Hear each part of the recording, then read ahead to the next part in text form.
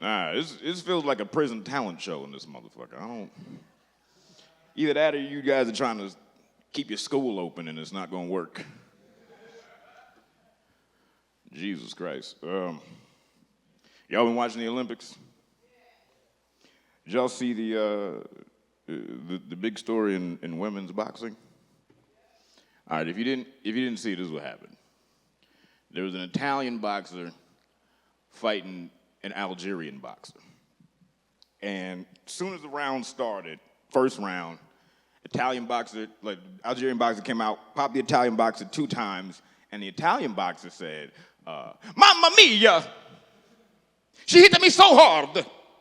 I cannot believe it. She must be a man. Now, first thing is, she was, the woman she was fighting was strong-faced. That's accurate. But secondly, I would still hit. You know what I'm saying? And thirdly, and I guess this is most importantly, because everybody got behind the Italian boxer. They were like, yeah, she's getting her ass whooped by a man. That shouldn't be happening. This is a biological woman. She's born a woman. She's been competing as a woman.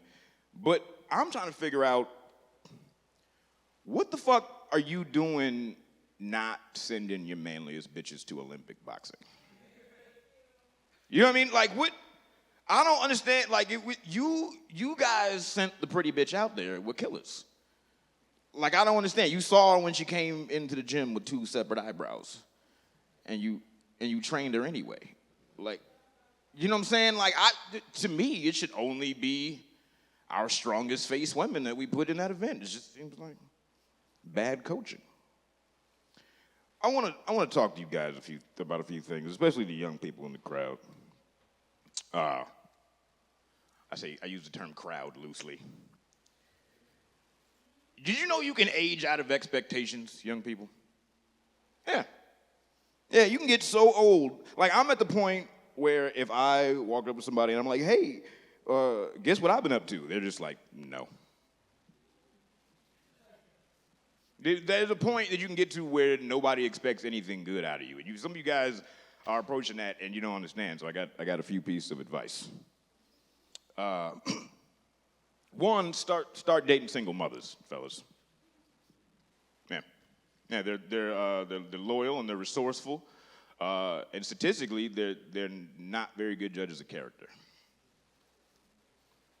which is important when you're a piece of shit, but you still want love. You need somebody who's able to look past that particular malady. Also, start taking your porn more seriously.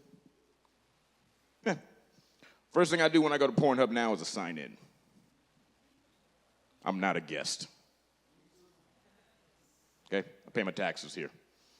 All right, bring me your finest filth. All right.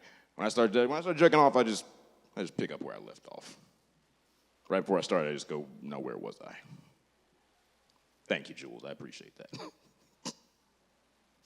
Yo, there's been a few things that I've been realizing lately as I'm getting older. Like, anybody in here old enough to be married? Good. Don't do that shit. I'm not married either. Avoid that shit as long as you fucking can. But I have friends that are married, and they do married people shit. Like, they cheat on each other and shit. And one of my friends told me, he was like, Murph, I'm having an affair, man, and I don't know what to do. And I was like, no, you're not. You're not having an affair. He's like, what do you mean? I'm fucking somebody other than my wife. And I was like, the word affair is for successful people. You don't make enough money to be having an affair. You still use my Netflix password. You got a side chick, maybe, but you're not having an affair. I have a confession I need to make to you guys. I'm smitten with big-backed women. Yeah, clap it up for big-backed bitches. Yeah, I'm smitten. I don't know if you've ever seen these beauties, but they're built like centaurs. Yeah, like from the waist up, they look like Division III defensive linemen. From the waist down, they look like Kentucky Derby winners. It's majestic. They got calves like softballs. And one of the reasons I love them is because takes domestic violence immediately off the table. It was important because I'm an ally. No, I'm serious. Like, I don't know if you ever tried to choke a big back woman during sex. It was kind of like riding a horse. You know what I mean? Like, you're in control, but it's because they let you. You know what I mean? Anyway, I realized this when I was recently in the boudoir with one of these thick-necked temptresses. And I had the handcuffs on her. But more for my safety than anything else. And things got a little bit too good to her, and she hulked out of them. Yeah, she snapped them shits right in half. And she went, oh my God, Murph, I'm so embarrassed. This never happened to me before. I don't know how I'm ever going to recover for this. And I said, I love you. Guys, that's my time. My name is Murph Henderson. Please put your hands together for your hilarious host.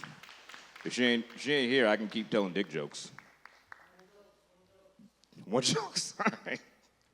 All right.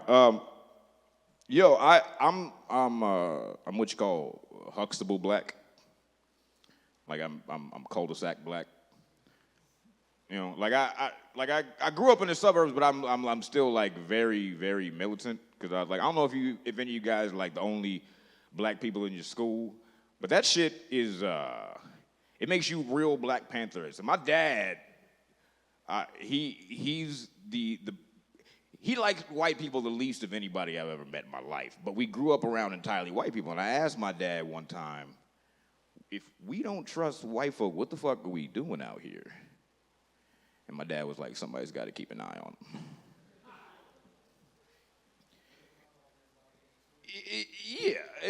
And I'll be honest with you, like I thought a lot of shit was normal when I was a kid.